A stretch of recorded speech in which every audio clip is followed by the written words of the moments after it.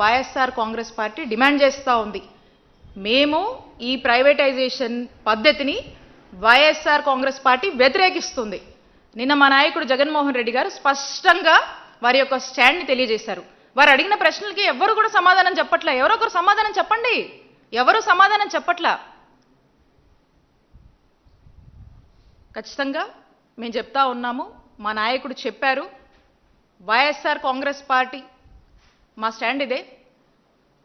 రేపు రానున్నటువంటి మా వైఎస్ఆర్ కాంగ్రెస్ పార్టీ ప్రభుత్వం, మా జగనన్న ప్రభుత్వంలో ఈ రోజున ఏదైతే నిర్ణయం మీరు తీసుకొని ఈ గవర్నమెంట్ మెడికల్ కాలేజ్ ప్రైవేటైజేషన్ పేరుతో మీరు అమ్మి ఒక స్కామ్కి తెరలేపి వ్యాపారం చేస్తున్నారో, పేదవాడి ఆరోగ్యాన్ని మీరు ఈరోజు అమ్మకానికి పెట్టారో, దీన్ని ఖచ్చితంగా రేపు మా జగనన్న ప్రభుత్వం వచ్చాక మీరు తీసుకున్నటువంటి ఈ నిర్ణయాన్ని మేము రద్దు చేస్తాము.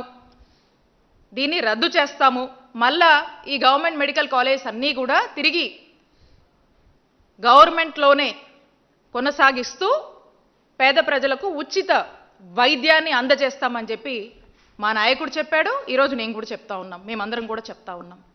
మేము గవర్నమెంట్ మెడికల్ కాలేజ్ని 500 crores బడ్జెట్తో ఒక కాలేజ్ని కేటాయించి దీని ఇన్ఫ్రాస్ట్రక్చరు, దీని డెవలప్మెంట్ మీద మనం ఫోకస్ పెట్టి చేస్తూ ఉన్నాం. దీనికి కావాల్సినటువంటి అన్ని ఫెసిలిటీస్ కూడా మనం క్రియేట్ చేస్తూ ఉన్నాం.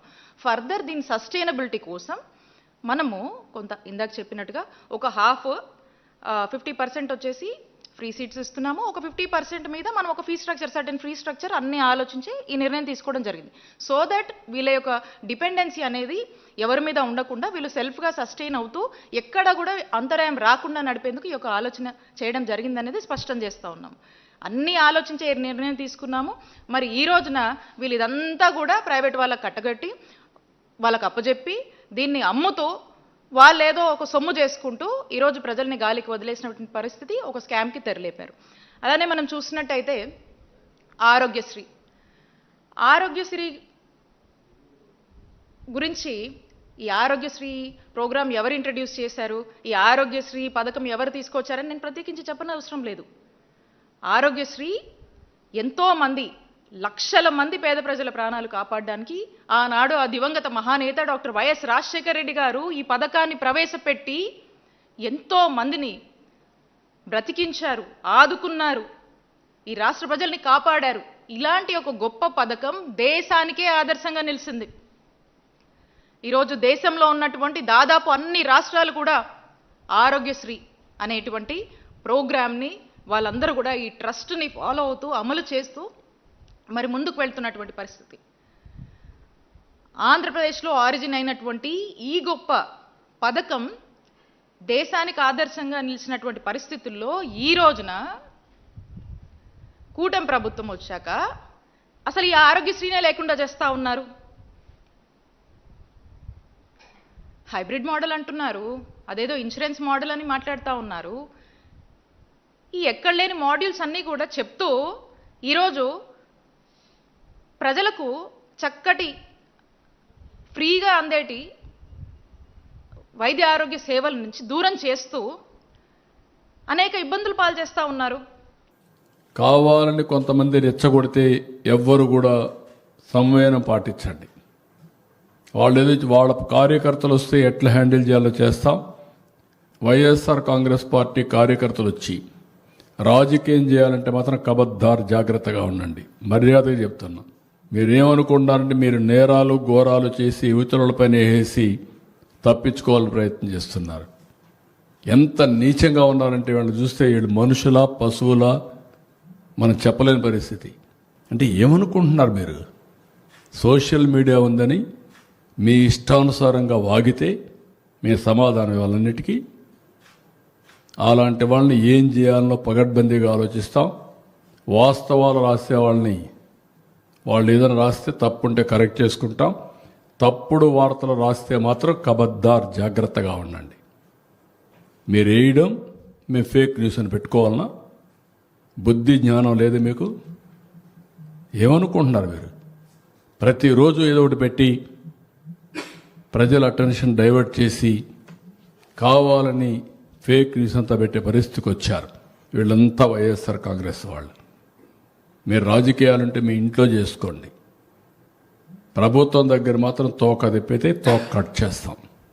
అది నెపం పెట్టి ఇష్టానుసారంగా మాట్లాడడం, ఇలాంటి దౌర్భాగ్యమైన పార్టీని ఎప్పుడు చూడలేం. వీళ్ళకి ఫిట్టింగ్ రిప్లై ఎప్పటికప్పుడు ఇవ్వాల్సిన అవసరం ఉంది. ఈరోజు మా కలెక్టర్స్ అందరికీ చాలా స్పష్టంగా ఆదేశాలు ఇచ్చా. ఎవ్రీ డే మీరు మానిటర్ చేసుకోండి. జిల్లాలో ఒకవేళ ఒక షాప్లో ఉండి ఒక షాప్లో అవసరమైతే మీరే ట్రాన్స్ఫర్ చేసుకోండి. కావాలని ఇలాంటి న్యూస్ని చేస్తే వాడిని తీసిపోయి బొక్కలో పెట్టి అక్కడి నుంచి పనిష్ చేస్తాం. తమాషా అనుకోవద్దండి. రేపటి నుంచి ఎక్కడ జరిగినా సరే మళ్ళీ అపోజిషన్ పార్టీ చెప్తున్నా, ఇంకా రాబోయే రోజుల్లో పిచ్చి ఆటలాడితే మాత్రం మీరు న్యాయం ఉంటే మీరు చేయండి. మీరు చెప్పిన మాట సమర్థించుకునే పరిస్థితిలో కూడా మీరు ఉండాలి. అంతేకాకుండా గుడ్డ కాల్చి ముఖాన్ని బారేసి మీరు తుడుచుకోండి అంటే మాత్రం కుదరదు. అవన్నీ ఆ విషయం గుర్తుపెట్టుకోవాల్సిన హెచ్చరిస్తున్నా. ఇది ఫేక్ న్యూస్, ఇది రియల్ న్యూస్ అని ఫోటో వేయాలి. ఇది మా పని చేయాలన్నా ఇలాంటి తప్పుడు రాజకీయాల మీద అనునిత్యం వివరణ ఇవ్వాలన్నా, వీళ్ళకి బుద్ధి జ్ఞానంగా ఉంటే, వీళ్ళు మనుషులైతే వీళ్ళు ఏం చేయాలని అడుగుతున్నా. Is it right? అంటే నీకు అధికారం ఉంది, నీకు ఇంకా అడ్డు వాపు లేదు, ఏమైనా చేయగలుగుతామని నీ ఇష్ట ప్రకారం వేస్తే మేము చూస్తూ పోస్టులు పెట్టుకోవాలి ఎవ్రీడే. ఇదే పనే. కబద్దారు, జాగ్రత్తగా ఉండండి. ఎంతవరకైనా వెళ్తాం. Will control this fellows. అవసరమైతే మొన్న కూడా నేను చెప్పాను, మొన్నటి వరకు ఆడవాళ్ళ పైన పడ్డారు, క్యారెక్టర్ అసాసినేషన్ చేశారు, రాజధాని పైన పడ్డారు, ఇప్పుడు ఇలాంటి తప్పుడు పనులు చేస్తారు. దీనికి కూడా ఏం చేయాలో ఆలోచిస్తాం. ఒక చట్టాన్ని తీసుకొస్తాం. ప్రతి ఒక్కరు కూడా వాక్ స్వాతంత్రం ఉంది, రాసే స్వేచ్ఛ ఉంది, సోషల్ మీడియా ఉంది, ఏదైనా పెడతాం. పేటీఎం బ్యాచ్ ఉంది, డబ్బులు ఇస్తారు కాబట్టి మేము పెడతామంటే మాత్రం కుదరదు.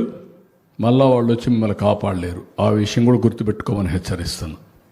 అందరినీ ఆందోళన కల్పించి వీళ్ళు రాజకీయ లబ్ధి పొందాలనేది వాళ్ళ ఆలోచన. అది సస్టైనబుల్ కాదు. కానీ ఈరోజు వచ్చిన విచిత్రమైన పరిస్థితి అంటే సోషల్ మీడియా ఒకటి వచ్చింది. సోషల్ మీడియాలో వీళ్ళు పెట్టేసి మొత్తం తిరుగుతూ ఉంటే ఇష్టం ఉన్నా లేకపోయినా మనం కౌంటర్ చేయకపోతే అదే వాస్తవాన్ని నమ్మే పరిస్థితి వస్తూ ఉంది.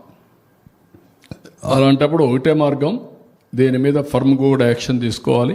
Will take action. అందరినీ ఆందోళన కల్పించి వీళ్ళు రాజకీయ లబ్ధి పొందాలనేది వాళ్ళ ఆలోచన. అది సస్టైనబుల్ కాదు. కానీ ఈరోజు వచ్చిన విచిత్రమైన పరిస్థితి అంటే సోషల్ మీడియా ఒకటి వచ్చింది.